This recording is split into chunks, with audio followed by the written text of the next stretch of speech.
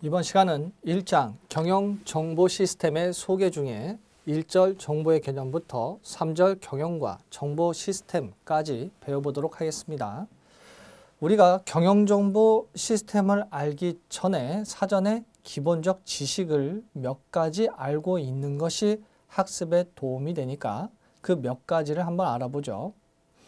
여러분들께서 건물을 가지고 있다 라고 가정했을 때 그 건물을 어떻게 사용하실 생각이십니까? 어떤 분은 상가, 어떤 분은 빌라, 어떤 분은 임대, 오피스텔 등등 다양한 사용을 목적으로 하실 수 있을 겁니다. 그리고 그 건물을 세운다고 생각해 보죠. 건물을 세우는 것 어렵습니다. 그 건물을 내가 건설한다 라고 했을 때에는 목적에 맞도록 설계되어지고 그 설계에 맞추어 오랜 기간 만들게 되는 것이죠. 그리고 건물이 만들어지고 나서 마음에 들지 않는다고 했을 때 건물을 쉽게 부시고 쉽게 다시 지을 수 없을 겁니다. 이것을 정보 시스템에 도입을 해보죠. 기본적으로 내가 어떠한 내용을 만들겠다라고 생각을 할 수 있습니다. 그 프로그램을 어떻게 만들겠다라고 생각하는 것, 어떤 업무를 수행을 하는데 이 업무가 이렇게 잘 전자적으로 처리되었으면 좋겠다. 메일도 보내고 관련 업무와 서로 상호간의 서류도 교환될 수 있는 그런 것을 좀 만들었으면 좋겠다. 거래를 위해서 보다 더 용이한 거래 처리를 위한 시스템을 만들었으면 좋겠다라고 생각하는 것을 스키마라고 부르게 됩니다. 그러한 생각들이 가상의 공간에서 건물처럼 구조를 가지게 되면 우리가 그러한 부분들을 논리적인 구조, 아키텍처라고 부르게 되지요.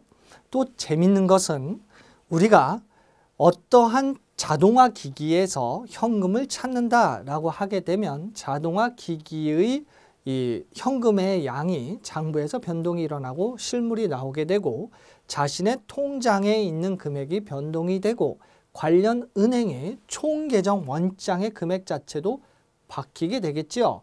그렇게 한 번의 출력이 동시에 관련 업무가 한 번에 처리가 될 때 우린 이것을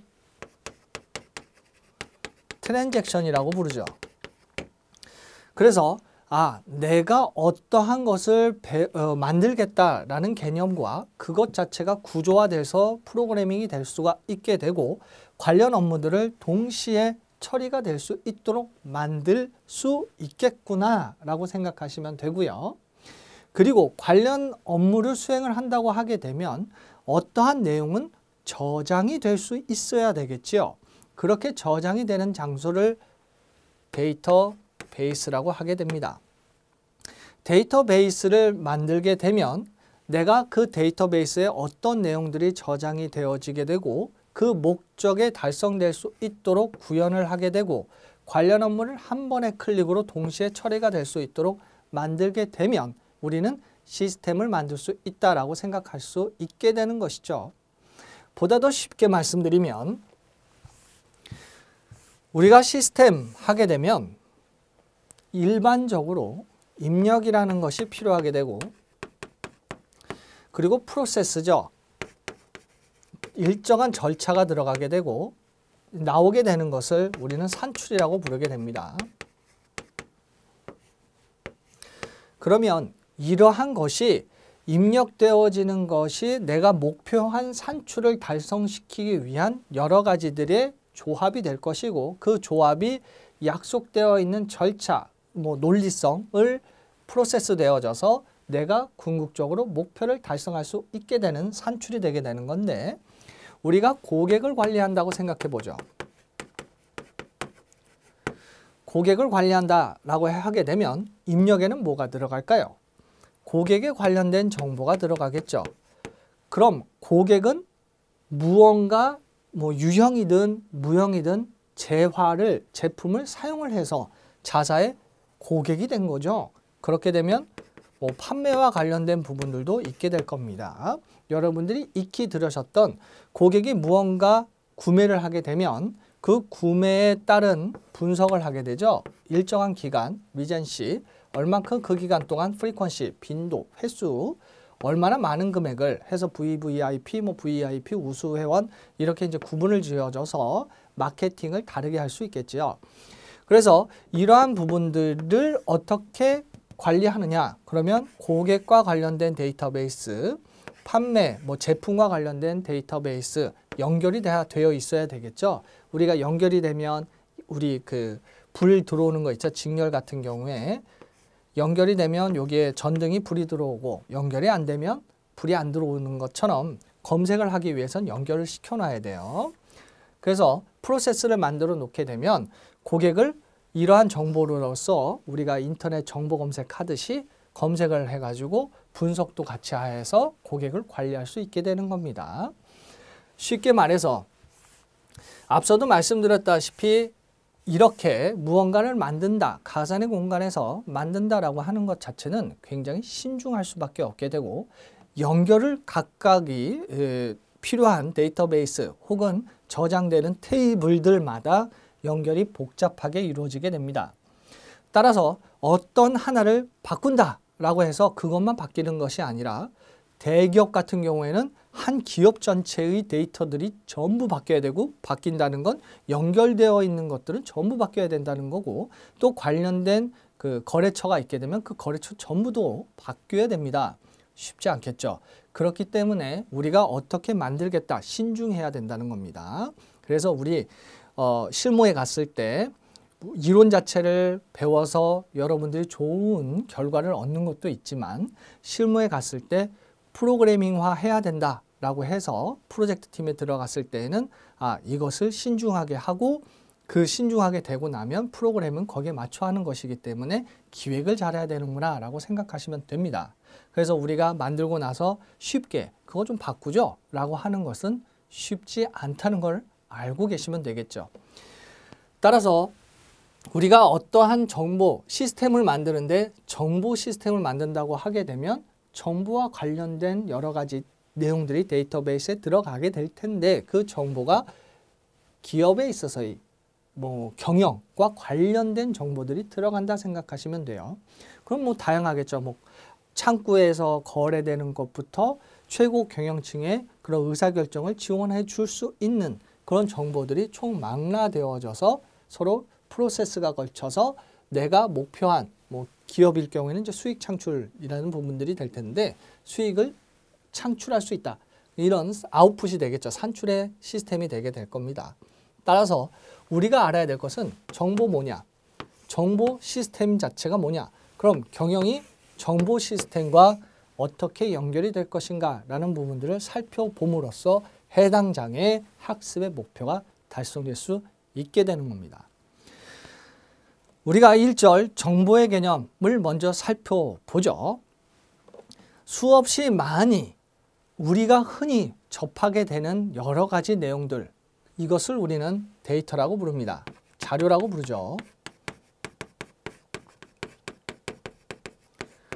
자료는 지금 당장 나에게 필요할 수도 있겠지만 이 자료를 가공 처리했을 때 이것이 가치를 띌 수 있게 되는데 이것을 정보라고 하게 됩니다. 정보를 얻기 위해서 일반적으로는 내가 당면한 어떤 문제를 해결하기 위해서 그 해결 방안이 뭐가 있지? 라고 하게 되면 그 정보를 얻겠다라는 의도가 되죠. 그래서 앞서 고객이라는 것들을 말씀드렸다시피 고객이 있고 그 고객의 구매한 내역이 있을 때 그냥 놔두면 자료입니다. 그런데 이것을 분석하는 거죠. 가공 처리라고 하게 되는데 앞서 RFM이라고 말씀을 드렸죠. 분석을 하게 됩니다. 그래서 우수 고객이다. 그렇지 않은 고객이다. 고객은 차별화되지 않지만 고객이 자사의 이익의 창출의 규모에 맞추어서 혜택이라는 부분들은 달라질 수 있죠. 그래서 그 혜택의 차이가 나게끔 고객에게 제공될 수 있는 타겟 마케팅 같은 것들도 가능해질 수 있게 됩니다. 비로소 정보로 활용이 될 수 있게 되는 것이죠. 그럼 정보라는 것이 어떠한 문제 해결에 포커스를 주로 두고 있다면 이런 정보들이 누적이 됐을 때 우린 이것을 knowledge, 지식이라고 부르게 됩니다. 이렇게 지식이 쌓이게 되면 우리가 접하고 있는 인공지능으로서의 발전을 가져올 수 있게 되겠죠. 따라서 우리가 정보라는 부분들을 살펴보려면 자료라는 것을 나에게 필요한 정보로 바꾸고 그 바꿀 수 있는 방법들은 또 다양하겠죠. 분야마다도 다를 수 있고 그 정보를 축적하는 여러 가지 기술을 통해 지식화될 수 있게 될 겁니다. 뭐 예를 들어서 어떠한 의료라는 혜택을 받겠다라고 하면 그동안의 일반적인 의료에 우리 뭐 수술하는 경우가 아니더라도 뭐 간단한 것 같은 경우에는 이렇게 아플 때는 어떻게 대처한다라는 것들이 지식에 쌓이게 되면 그냥 검색만 해서 정보를 얻기 위한 행동 없이 바로 조치를 취하면 되는 거죠. 그래서 그런 것처럼 지식으로서의 활용이 또 가능해질 수 있게 되는 겁니다. 따라서 정보의 개념을 이를 바탕으로 보면 첫 번째 괄호 정보 동그라미 1번 보면 어떠한 사물이나 상태 등과 관련되는 것들에 대해 수신자에게 의미 있는 형태, 그럼 나에게 필요한 형태로 전달, 불확실성을 감소시켜주는 것과 같이 수신자가 의식적인 행위 등을 취하기 위한 의사결정, 선택의 목적에 효과적으로 사용될 수 있도록 하는 데이터의 집합이라고 보시면 됩니다. 말 그대로 내가 어떠한 의사결정을 한다. 그럼 정보를 듣겠죠. 수신자입니다. 그 듣는 경우에 앞서 말씀드렸다시피 어떠한 가공 처리를 했을 것이고 그 가공 처리된 정보를 내가 투자를 할 것인가 투자를 하지 않을 것인가 라는 의사결정을 도움을 줄 수 있는 것, 그러한 데이터의 집합을 정보라고 볼 수 있게 되는 것이죠. 그리고 두 번째 동그라미 보시면 앞서 불확실성을 감소시켜준다라고 말씀을 드렸는데 확실한 거 기업 경영에는 없지요. 항상 불확실성이 있게 됩니다. 위험이라고 했을 때 우리가 danger라는 걸 알고 있죠. 하지만 우리가 어떠한 기업의 경영을 한다라고 했을 때 그 경영에 있어서는 손실 위험도 있죠. 제품을 만들었는데 안 팔릴 수가 있어요. 물건을 수출했는데 돈을 못 받을 수 있어요. 이러한 것들을 위험인데 danger와 구분하기 위해 리스크라는 손실 위험적 의미의 위험을 사용을 하죠. 따라서 정보는 그러한 위험을 줄여줄 수 있는 그러한 데이터의 집합이 되는 겁니다. 그리고 동그라미 2번 두 번째 줄 보시면 객관적인 거예요. 주관성을 갖고 있지 않죠. 정보는 여러 데이터들을 수치상으로 분석해서 그 결과를 설명하는 것이니까요. 여러분들이 많이 들으셨던 통계 분석, 확률이 그렇죠. 그래서 신뢰 구간은 뭐 95%고 그 이외에 오차 범위는 뭐 플러스 마이너스 뭐 0.05, 뭐 결국 5%니까 100% 맞들어지게 될 텐데 그런 것들이 이제 확률이 되겠죠. 표본을 추출을 해서 뭐 모집단, 조사 대상의 전체 중에 필요한 표본을 조사를 해서 이 정도면은 확률적으로 의미가 있다 없다를 조사할 테니까요. 객관적인 거예요. 그리고 그것을 뭐 앞서 통계같이 체계적으로 분석할 것이고 수집, 분리, 보관, 전달, 보고라는 시스템의 그런 행위들을 수행을 하게 되는 겁니다. 그 다음에 동그라미 4번 보시면 개인 또는 조직이 효과적인 의사결정을 하는데 의미가 있고 유용한 형태로 처리된 자료, 이것이 정보다라고 볼 수 있어요. 뭐 정보를 수집하는 방법은 굉장히 많죠. 뭐 예를 들어서 매장이다.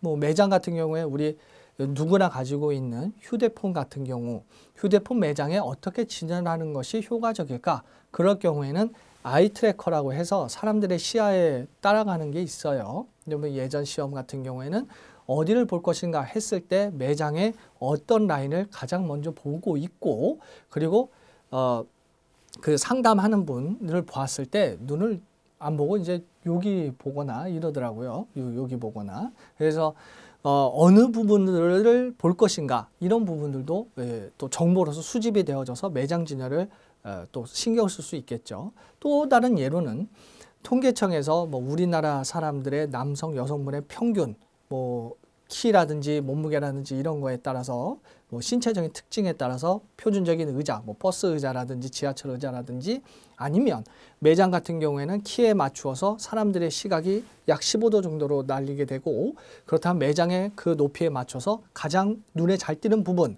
일명 골든존이라는 곳에 팔리고자 하는 제품을 놓겠지요. 다 정보로서 분석되면 가능해지는 일이 되는 겁니다. 그만큼 중요한 과목이죠. 두 번째 과로는 자료입니다. 자료라는 것은 정보가 가공 처리했으면 자료는 그냥 가공 처리하지 않은 거가 되겠죠. 순수한 거예요. 따라서 동그라미 1번.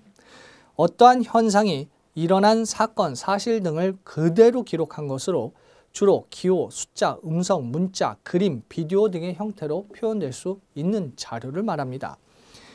그래서 이러한 자료 같은 경우에는 1차 자료와 2차 자료로 구분할 수가 있게 돼요. 현상 그대로를 조사할 때는 자료라는 표현들을 쓰게 되지요.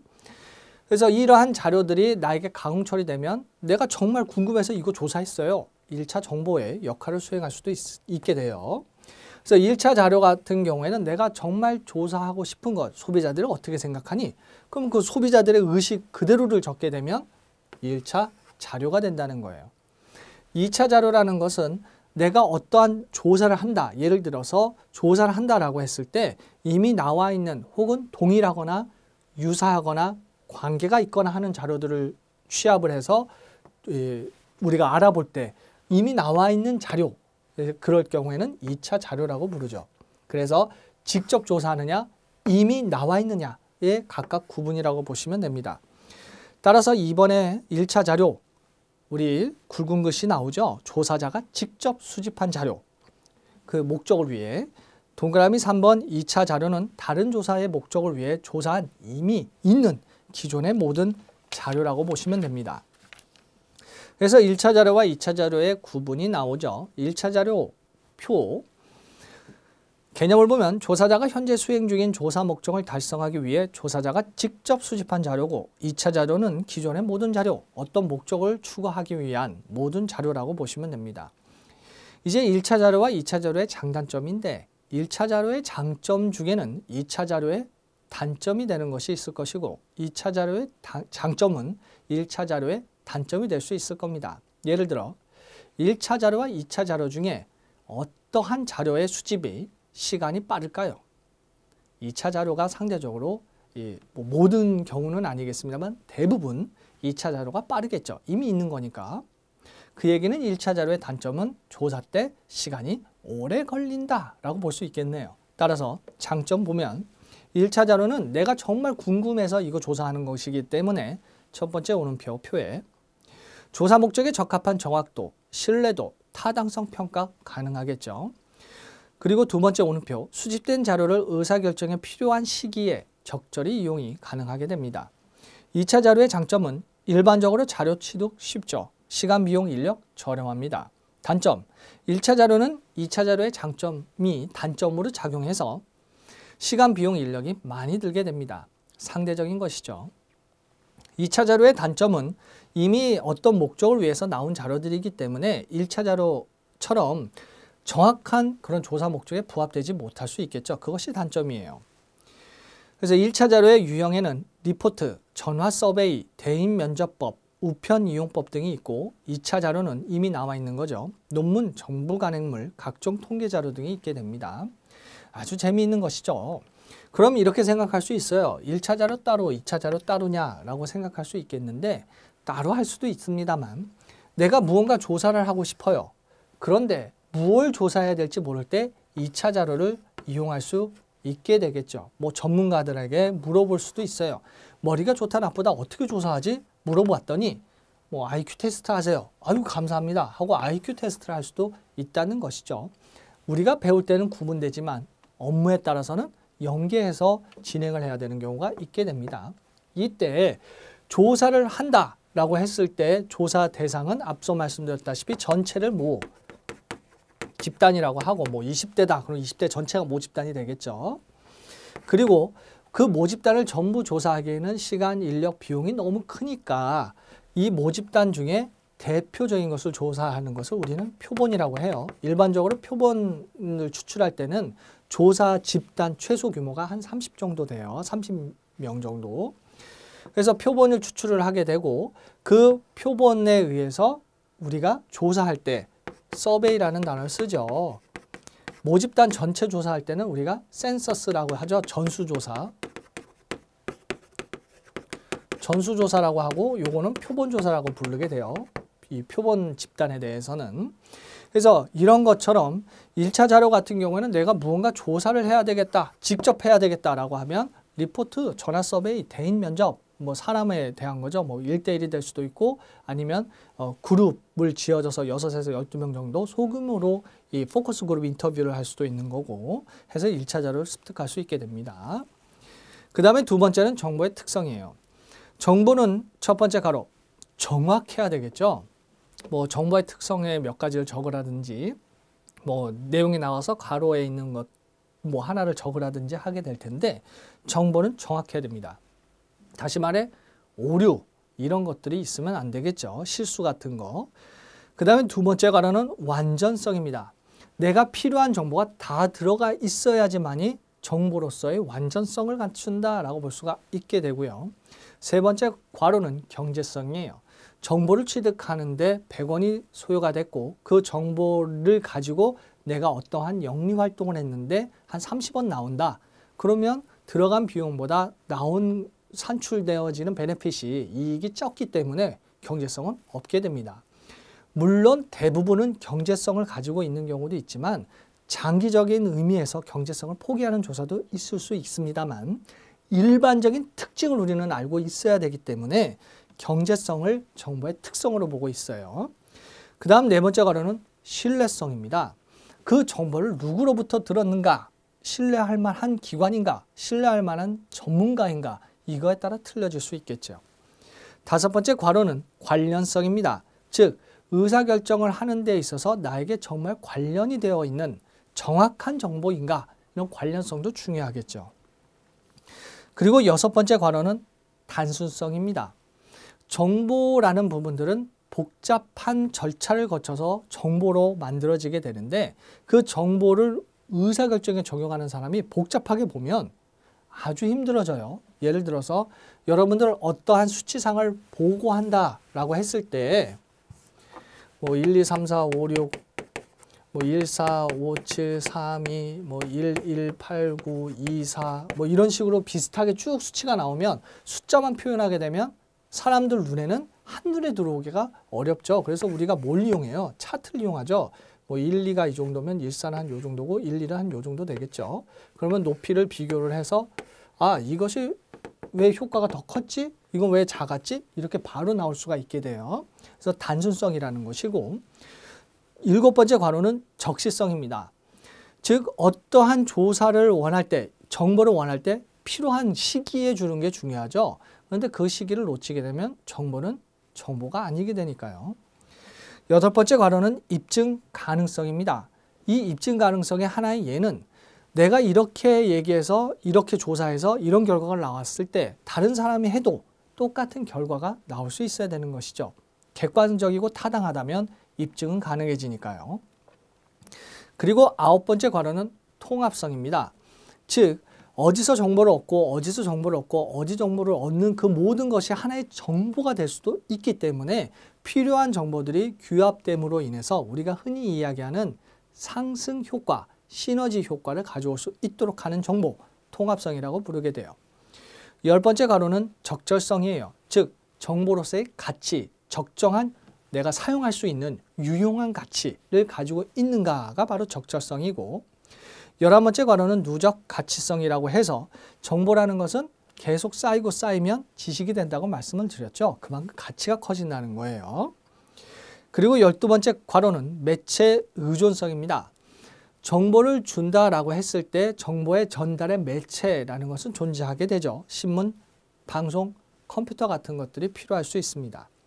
그리고 13번째 괄호는 결과지향성입니다. 내가 무언가 궁금해. 고객이 어떻게 생각하는지 알고 싶어. 이게 목적이잖아요. 그럼 그 목적은 결국 이 뭐 1차 자료처럼 이제 수집이 들어갈 거고, 그리고 나온 것은 고객이 이렇게 생각하고 있구나. 결과거든요. 그래서 결과 지향성의 특징을 갖게 돼요. 그 다음에 14번째 괄호는 형태성입니다. 좀 말씀드렸다시피 정보를 어떻게 보고자 하는가 하는 부분들의 형태에 맞추어 수신자에게, 의사결정자에게 제공하면 되겠죠.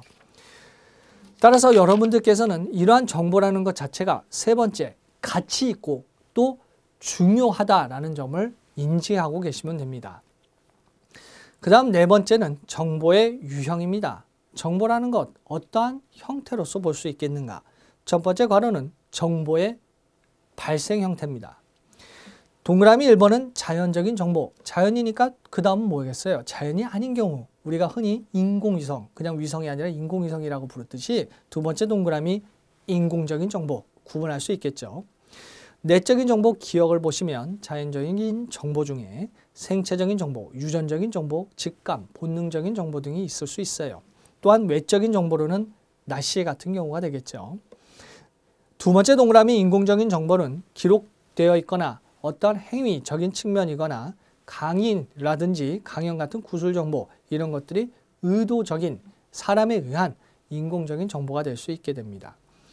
두 번째 괄호는 정보를 어떻게 입수하는가. 이것은 앞서 자료의 관점에서 1, 2차 자료 구분했듯이 1차적인 정보, 2차적인 정보, 즉 직접이냐 간접이냐로 각각 구분해 볼 수가 있고요. 세 번째 괄호는 정보의 발생 원입니다. 바라보는 관점에 따라 이 정보의 발생원의 차이가 있게 되는데, 내가 어떤 기업 내부에 어떤 정보를 얻었다. 그럼 내부적 정보가 돼요. 그런데 기업 밖에서 얻었다. 그럼 외부적 정보가 되겠죠. 내가 생각해서 내가 이럴 것이다. 뭐 경험에 의하면 이렇다. 뭐 내적인 정보가 되고, 친구가 얘기했다. 외적인 정보가 될 수 있겠죠. 그래서 정보의 발생원은 외부적 정보, 내부적 정보로 구분할 수 있게 됩니다.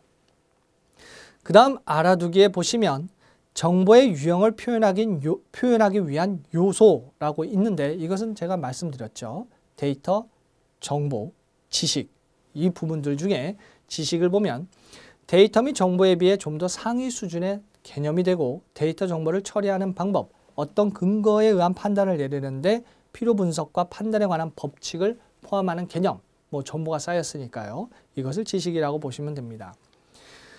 그 다음에 정보의 세 번째 줄에 보시면 빨간색 보이시죠? 외부로부터 인간이 인지될 때 가공 처리되어졌으면 정보로 보게 됩니다. 그 다음 다섯 번째, 정보 관리의 필요성입니다. 정보 관리가 왜 필요한가라고 보게 되면 이렇게 산업의 변화로 보면 돼요. 과거에는 무슨 사회라고 그랬어요? 상대적인 비교로 산업사회라고 그랬죠. 산업사회는 많이 만들면 돼요. 많이 만들면 되기 때문에 대량으로 생산을 하게 되죠. 왜? 미국 땅 커요. 철로가 없었어요. 그러면 철로를 만들 때마다 팔리겠네요. 그럼 대량으로 만들면 대량 생산, 대량 판매가 돼요. 그렇기 때문에 많이 만드는 방법을 고민하게 되고, 그래서 나오는 것이 분업이고, 분업이라는 것이 이 작업에 대한 표준을 만들게 되고, 과학적인 관리법, 뭐 테일러의 그런 것들이 쭉 등장하게 되죠. 그런데 어느 시점부터 판매라는 부분들이 부진해지게 됩니다. 그래서 왜 그런가 조사를 하게 되죠. 내가 많이 만드는 것이 아니구나. 제품을 좋게 만들면 되겠네 라고 좋게 만드는데 돼요? 안 돼요? 안 됩니다. 알아봤더니 결국에는 소비자가 원하는 것, 니즈와 원추를 충족시켜야 된다는 거죠. 이 니즈라는 것은 내가 무언가 TV 보고 싶어. 필요한 거예요. 그럼 뭐 TV만 있으면 되죠. 그런데 원추는 나 벽걸이 TV, 난 좀 큰 TV, 나는 뭐 화소가 좀 좋은 거, 원추 같은 것들이 생기게 될 텐데 이걸 알아야 된다는 거죠. 이것이 뭡니까? 기업의 입장에선 정보죠. 이 정보를 다른 기업보다 먼저 획득하는 그 기업이 생산을 하게 되고 시장을 확보할 수 있게 되죠. 정보가 경쟁이 되어지는 우위에 설 수 있는 사회, 정보화 사회가 되죠. 그리고 더 나아가 이 정보가 축적이 되면 지식사회라고 부르게 되고요. 그래서 이 정보라는 것이 중요해지게 됩니다. 따라서 다섯 번째, 정보관리의 필요성은 우리가 익히 알고 있는 내용과 지금 말씀드린 내용을 가지고 보면 당연히 중요한 위치가 될 수밖에 없겠지요. 따라서 1절에 정보라는 부분들은 데이터, 정보, 지식과의 관계, 또 정보는 어떻게 습득할 수 있는가라는 부분들로 정리해 볼 수가 있게 됩니다. 그 다음 2절은 정보와 시스템이에요.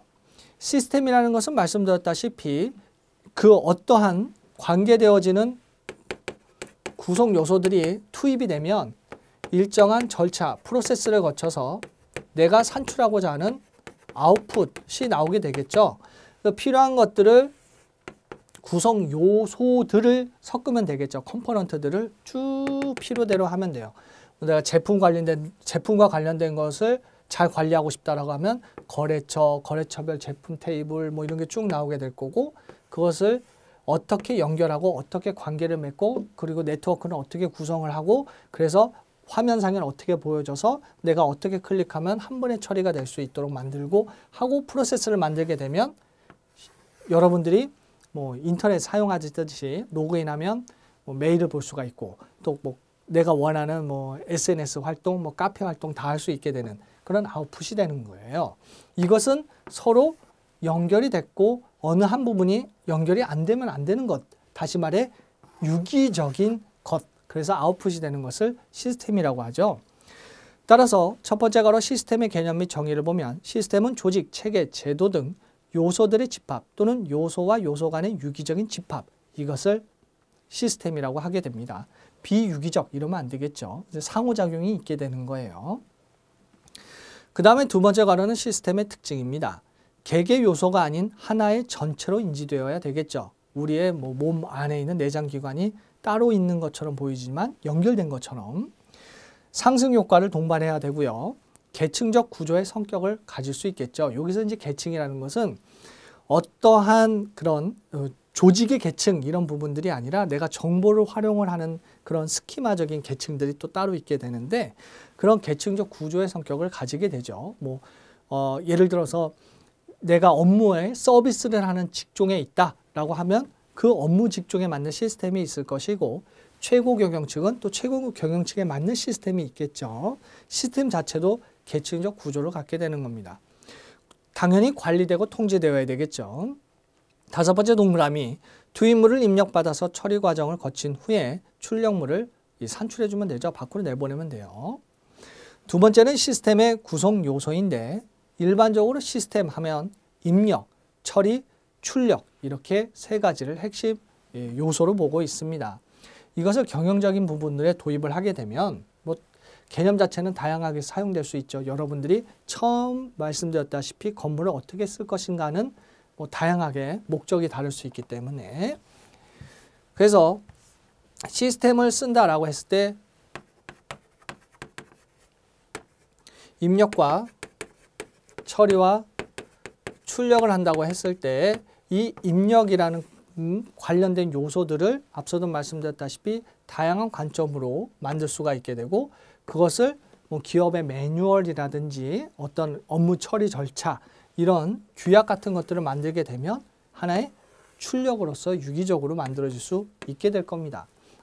여러분들이 어느 기업에 계시든 어느 기업에 들어가시든 영리든 비영리든 이렇게 시스템은 다양하게 사용할 수 있게 됩니다. 그 다음에 시스템의 입출력 형태 알아두기에 보시면 입력, 첫 번째 오른표, 입력은 기계적 또는 전기적 에너지를 발생하거나 변환하는 기계에 어떠한 시간 내에 들어온 에너지의 양이나 정보, 신호 등을 의미하게 됩니다.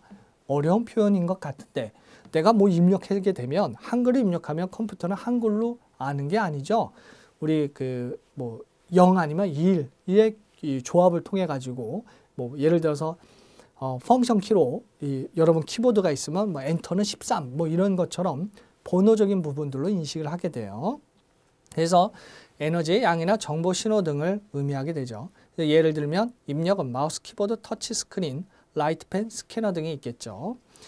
뭐 마우스는 여러분 다 아실 것이고 키보드도 알고 계실 것이고 이렇게 터치 스크린도 알고 계실 것이고 라이트펜 같은 경우에는 여러분들 그 디자인 하시는 분들 이렇게 펜으로 그림 그리는 거 있죠. 이제 그런 것들이 얘기될 수 있고요. 그 다음에 뭐 서명 같은 경우에도 쓸 수 있고 출력은 일정한 입력이 기계적으로 처리되어 정보로서 나타내는 일 해서 예를 보면 화면, 프린터, 마이크로필름 출력기 등등을 가질 수가 있게 됩니다. 그 다음에 세 번째는 이러한 시스템을 구분하는 거죠. 기준에 따라 종류를 살펴보게 되면 첫 번째 가로 유형에 따른 시스템의 구분, 사람의 개입에 따라 앞서 우리가 봤듯이 인위적이냐 아니면 뭐 자연적인 시스템이냐 구분할 수가 있고요. 두 번째 동그라미 상호작용에 따른 시스템의 유형인데 다른 시스템과 상호작용을 할 수 있도록 만들어 놨으면 개방적, 나만이라고 하면 폐쇄적 시스템이라고 볼 수 있게 되는 겁니다. 세 번째 동그라미는 확실성에 따른 시스템의 유형입니다. 이건 확실해 라는 의미로서 확정적 시스템이 있지만 이것은 확실할 확률이 높아 라는 확률적 시스템으로 구분할 수가 있게 되겠죠. 그래서 확정이라는 것은 우리 기업과 계약을 했으니까 매달 뭐 100원씩 줄게 이미 확정이죠. 그럼 그것은 이제 확정이라고 볼 수가 있게 되고 확률이라는 것은 이 제품을 만들면 어느 정도 판매가 될 겁니다. 그것 자체는 확률이죠. 확정이 아니에요. 소비자의 마음은 또 바뀔 수가 있기 때문에. 두 번째 관원은 목적에 따른 시스템입니다. 정보를 얻을래 하면 정보 시스템, 경영에 도움을 받을래 경영 시스템, 내가 어떤 제품을 만드는데 그것과 관련된 것을 만들래 하면 제조 시스템, 아니면 고객과 맞닥뜨려지는 것에 관리를 할래 하면 서비스 시스템이 되겠지요. 이것이 어떤 목적이냐에 따라 구분할 수 있게 되는 겁니다. 그래서 앞서 구분을 한다, 종류로 나눈다 했을 때는 어떤 기준에 나뉘는가는 잘 알고 계셔야 되겠죠. 네 번째는 정보 시스템인데 첫 번째 가로는 기본적인 게 이제 운영을 하는 거죠. 그래서 운영 지원 시스템이 될 수 있고 동그라미 1번 보시면 처리이제요. 기업 협력, 거래 처리 시스템으로 각각 구분해 볼 수 있습니다. 뭐 고객이 와서 매장에서 물건을 사고 팔고 거래 처리가 되겠죠. 뭐 그리고 기업 간에 있어서 제조를 한다 그러면 협력을 할 수도 있는 것이고 이러한 것을 처리하는 데 있어서 제어, 컨트롤할 수도 있는 거죠. 두 번째 관원은 관리 지원 시스템입니다. 관리를 하는 거예요. 다시 말해 기업의 경영자가 이러한 시스템을 적절하게 운영도 하고 운영이 되는지도 보고 또 보고도 할 수 있게끔 만들면 관리 시스템이 되는 거죠. 동그라미 1번 관리정보 시스템은 많은 관리자들과 경영 전문가에게 보고서 및 여러 문서의 형태를 제공하는 시스템이고 두 번째 동그라미 의사결정 지원 시스템, 뭐 DDS 같은 경우에는 어떠한 의사결정을 한다라고 했을 때 서포팅 될 수 있는 정보 제공이라고 보시면 되고 세 번째 동그라미 중역 정보 시스템은 그 조직 내에서 중요한 위치에 차지를 하고 있는 분들이 계시죠. 뭐 이사분들 같은 경우. 그래서 어떠한 정보를 필요로 하는가에 맞게끔 구현을 해서 제공을 하면 되는 겁니다. 그 다음 세 번째 괄호는 정보 시스템인데 정보를 제공하고자 하는 시스템을 구축하면 되죠. 그것이 전략을 위한 것이냐, 두 번째 동그라미 지식 경영을 위한 것이냐, 아니면 세 번째 뭐 앞서 의료를 예를 들었다시피 전문가 시스템이냐라는 것들로 구분해 볼 수 있게 되겠죠. 물론 정보 시스템은 이렇게 뭐 앞서도 유형처럼 구분을 합니다만 필요에 따라 기업은 운영, 관리, 정보 시스템이 다 연계가 되어질 수 있다는 점도 당연히 알고 계셔야 되겠죠. 그 다음에 알아두기에 보시면 정보 시스템의 변천사라고 해서 1950년대부터 60년대까지는 전자적으로 자료를 프로세싱하는 데 관점이었다면 뭐 처음에 컴퓨터가 등장했을 때 모든 업무를 다 할 수는 없었겠죠. 이 신속하게 업무 처리하면 좋으니까 자료 처리하는 데 포커스였다면 이제 보고도 좀 했으면 좋겠다. 관리로 발전되고 그 보고가 의사결정에도 좀 도움이 됐으면 좋겠다 해서 의사결정이 나온 거고 매번 전문가 조사하니까 힘드니까 축적된 전문가의 정보도 획득했으면 좋겠다. 그래서 전문가 시스템과 전략정보 시스템이 나오게 되는 거죠. 그래서 1950년대를 거쳐서 2000년대까지 이렇게 쭉 발전을 했다라고 보시면 됩니다. 그 다음 정보 시스템 감사를 하는 경우가 있게 되는데 이 감사라는 것은 그 정보 시스템이 정해져 있는 그런 일정한 규칙에 의거해서 뭐 합법적이고 논리적으로 잘 구현이 되고 있고 정보를 볼 만한 권한이 있는 자가 보고 있는지 관리하는지도 보는 것. 이것이 감사죠. 자산의 보호, 정보의 안전, 시스템의 효과성 및 효율성을 그 목적으로 하게 됩니다. 그 다음 정보 시스템을 갖춘다라고 했을 때 그 정보 시스템이 경영정보 시스템이 될 수 있고 인사정보가 될 수도 있고 운영이 될 수도 있을 텐데 그러한 정보 시스템이 갖추기 위해서 필요한 건 하드웨어, 소프트웨어, 데이터베이스, 인간, 통신 및 네트워크가 되겠지요. 그렇게 되면 2절에 정보라는 것을 어떻게 시스템화 시킬 수 있겠는가, 기업의 어떤 구조로 활용될 수 있겠는가, 즉 각각의 개념과 연계된 개념들을 우리가 정리해 볼 수가 있게 되는 겁니다. 이제 3절은 경영과 정보 시스템입니다. 기업 경영을 위한 정보 시스템, 여기서 여러분들이 알아두셔야 될 게 있는데, 정보를 활용하는 것, 현 시점에선 누굽니까? 사람이죠. 이제 뭐 먼 훗날 가까운 미래가 될 수도 있겠습니다만 인공지능이 모든 것을 반복 처리하고 또 학습해서 또 의사결정을 하는 경우도 생길 수 있겠습니다만, 기본적인 개념은 인간과 기계의 관계죠. 따라서 기업 경영을 위한 정보 시스템이다. 내가 정보 시스템을 활용한다라고 하게 되면 첫 번째 괄호, 세 번째 줄 끝에 굵은 글씨 색깔이 있죠. 인간과 컴퓨터 간의 결합이라고 보시면 됩니다.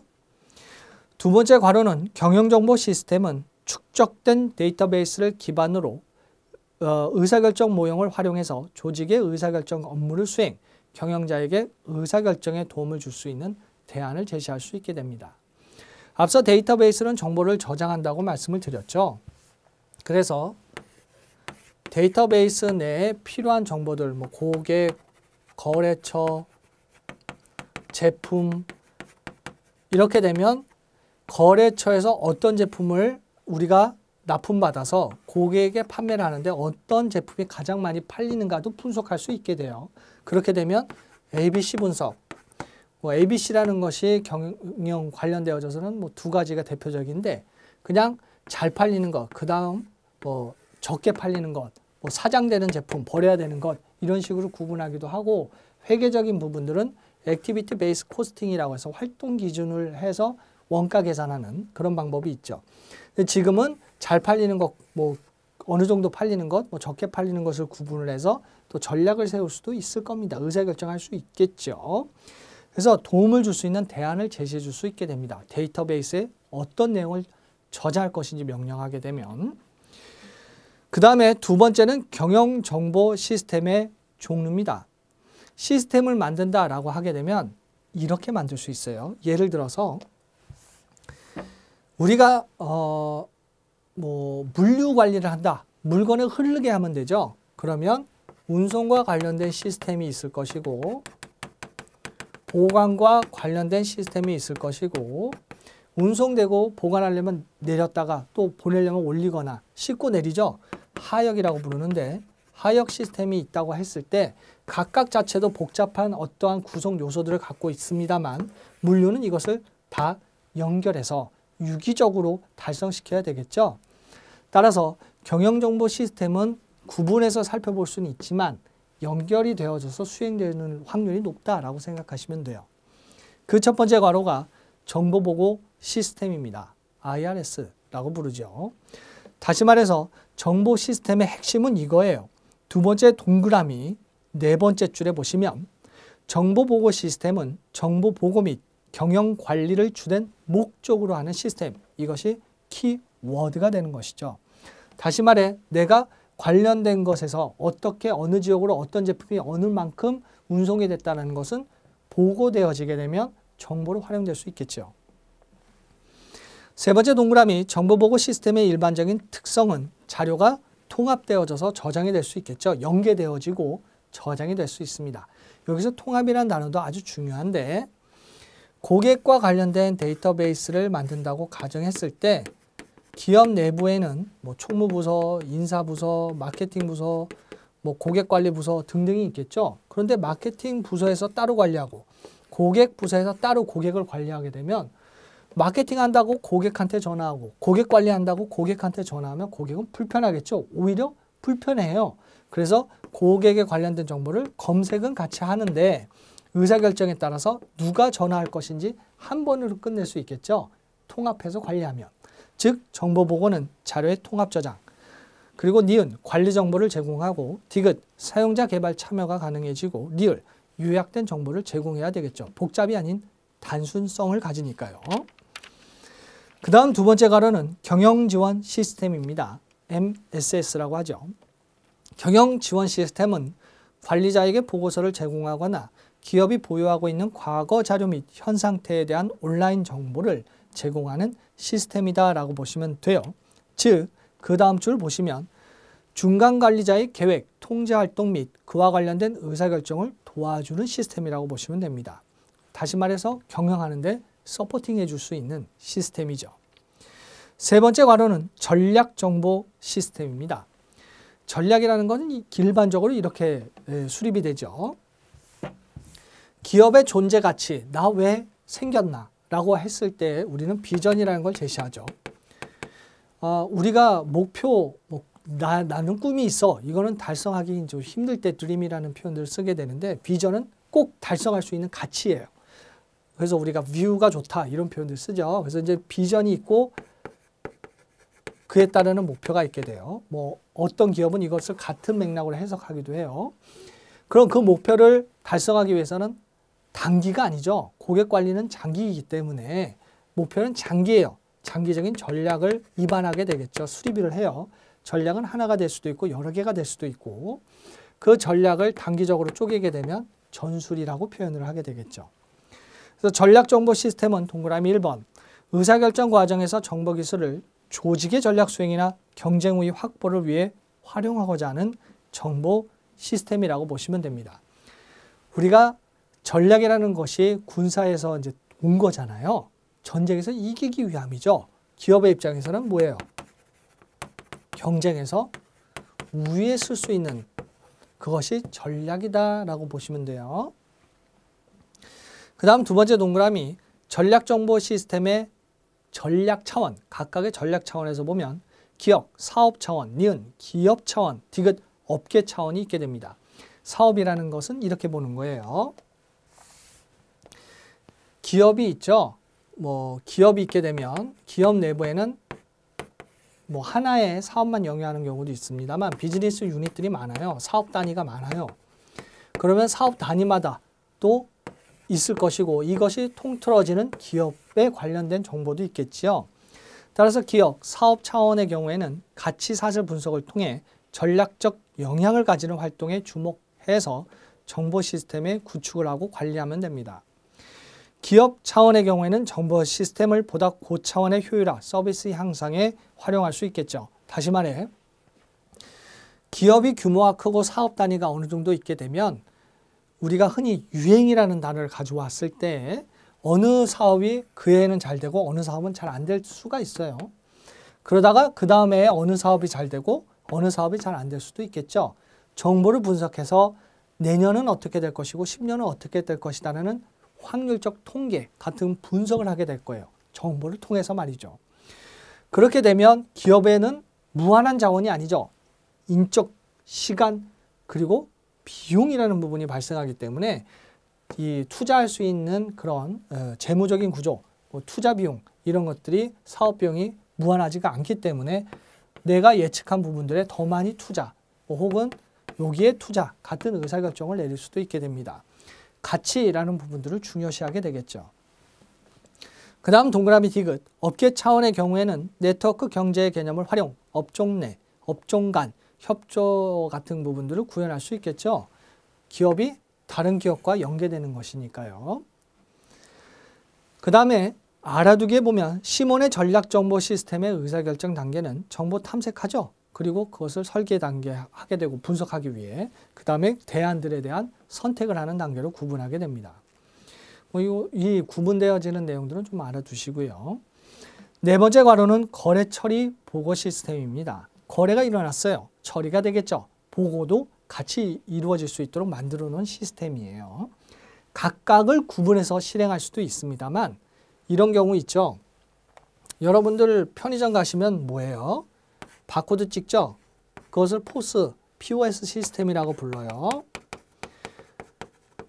내가 무엇을 팔린다, 매장에 제품이 몇 개 있다가 한 번에 삑 하고 판매가 이루어지게 되면 한 번에 주사로 빛을 쏘아서 한 번에 모든 장부부터 재고부터 다 관리가 되겠죠. 굉장히 편합니다. 신속하고 정확한 처리가 되겠죠. 여기서 끝나면 그냥 그 매장으로 끝나는 거예요. 그런데 편의점은 우리 체인화되어 있잖아요. 그럼 무엇이 팔렸는지가 본점에 갈 수 있게끔 만들게 되고 일정한 재고 수량이 떨어졌을 때 그 재고를 보충하기 위한 주문을 자동으로 하게 되면 더할 나위 없이 좋겠죠. 일렉트로닉 오더 시스템을 만들어 놓는 거예요. 그러면 팔리면서 자동으로 관리되고 팔리면서 자동으로 주문이 되고 와서 납품하고 하는 것들이 유기적으로 만들 수 있게끔 시스템화할 수 있습니다.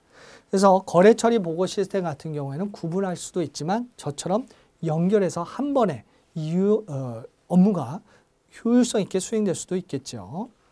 그래서 알아두기에 보시면 경영정보 시스템, 뭐 지금 다 설명드렸던 그러한 내용들이 실제로 시험 문제에 다 나온 내용들입니다.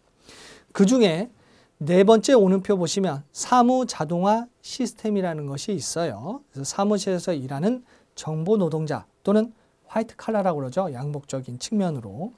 화이트 칼라의 생산성을 향상시키기 위해 정보 기술을 응용하는 시스템이라고 보시면 됩니다.